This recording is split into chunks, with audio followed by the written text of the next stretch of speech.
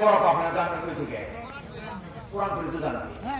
পৃথিবীতে সবচেয়ে বড় পাপ হলো কোরআন না জানা। এ ব্যাপারে কোরআনে 16 বার বলছে। তার একটু উপমা দেই, দেয়ার উপমা। আপনাদের এলাকার কথা জানি না, আমাদের এলাকার কথাই বলি, নইলে আপনারা রাগ করতে পারেন। এই দেশের মেয়ের বাপেরা যদি সূরা নিসা পড়তো, সে সূরা নিসার মধ্যে কার কি হক আল্লাহ বন্টন করে দিচ্ছে। এখন বাপ হয়ে মেয়ের হক মেরে ছেলের যে লিখে দেয়, এতে যে তার কপালে জাহান্নাম ফরজ হয়ে যায়। এই দেশের বাপেরা কোরআন না পড়ার কারণে, না জানার কারণে মেয়ের হক মেরে ছেলেরে লিখে দেয়। ছেলে মিষ্টি কিনা দেয়, বাপে টক টক টকের খায়। মেয়ের 20 লক্ষ টাকার শহরের 200 টাকা ছেলে নামে লিখে দিল। ছেলে বলল দেখ বাবার একটু খরচ করে নিয়ে দিল 5 লক্ষ টাকা। হজে গিয়ে কাবা ঘরে গিলাম ধরে কাঁদতেছে বাপে, আল্লাহ তুমি আমার মাফ করে দাও। আল্লাহ বলছে ঠিক আছে তোমার মাফ করে দিমনি, তুমি যে মেয়ের হক মেরে ছেলেরে লিখে দিছ, আগে সংশোধন করে এসে মাফ করো।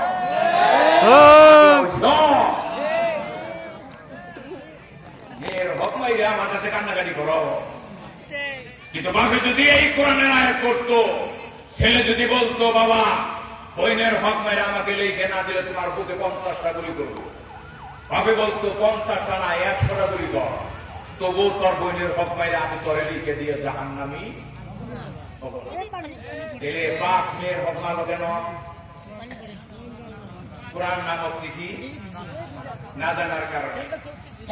কথা বলে আমি আর বলবো চাই না, এখানে সুবিধা আছেন, আমরা শিক্ষিত। এরকম হাজার হাজার আছে অনুবাদে দেওয়া যেতে পারে। তাহলে দুনিয়ার সবচেয়ে বড় পাপ কি? কোরআন না জানা, না পড়া। কোরআন না পড়া। আপনি এটা করবেন, এই আবেদন আমি করছি। তাহলে শিরকের প্রশ্নে মানব জাতিকে 100 ভাগ পাস করতে হবে।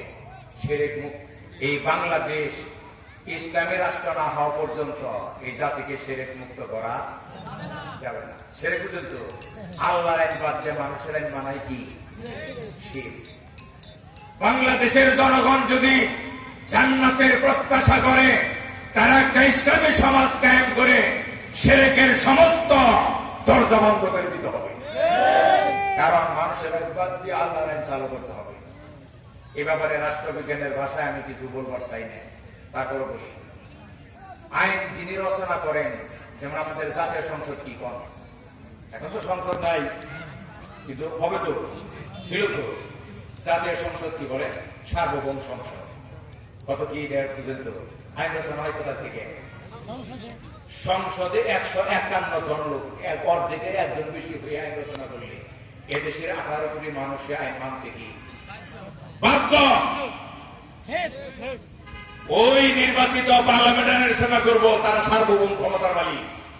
কিন্তু সার্বভৌম ক্ষমতার মালিক হতে গেলে 4টা গুণ লাগে। এই 4টা গুণ আল্লাহ ছাড়া পৃথিবীর মানুষের নাই।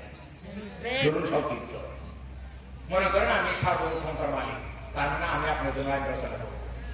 আমার কয়টা গুণ হবে?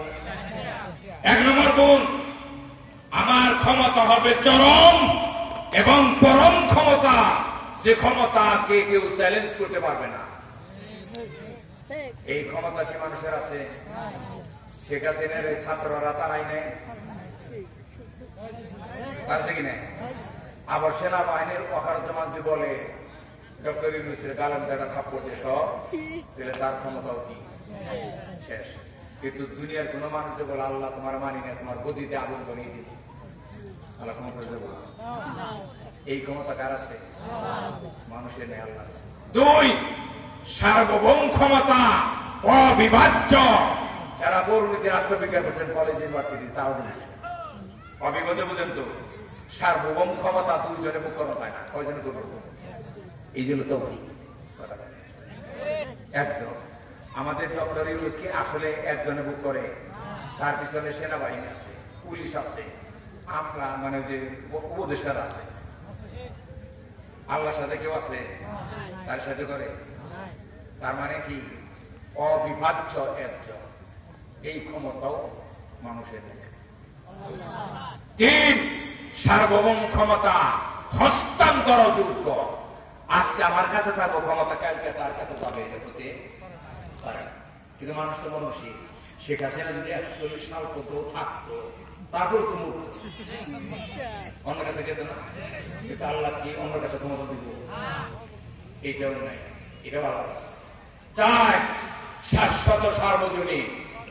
আমাদের প্রধান উপদেষ্টা ভারতের একটা ঝাড়ুদারের চাকরি বাতিল করার ক্ষমতা রাখে না। পারবো? ভারতের একটা ঝাড়ুদারের চাকরি বাতিল করতে পারবো? তার ক্ষমতা কোন করতো? হ্যাঁ, আল্লাহর ক্ষমতা খালি বাংলাদেশ।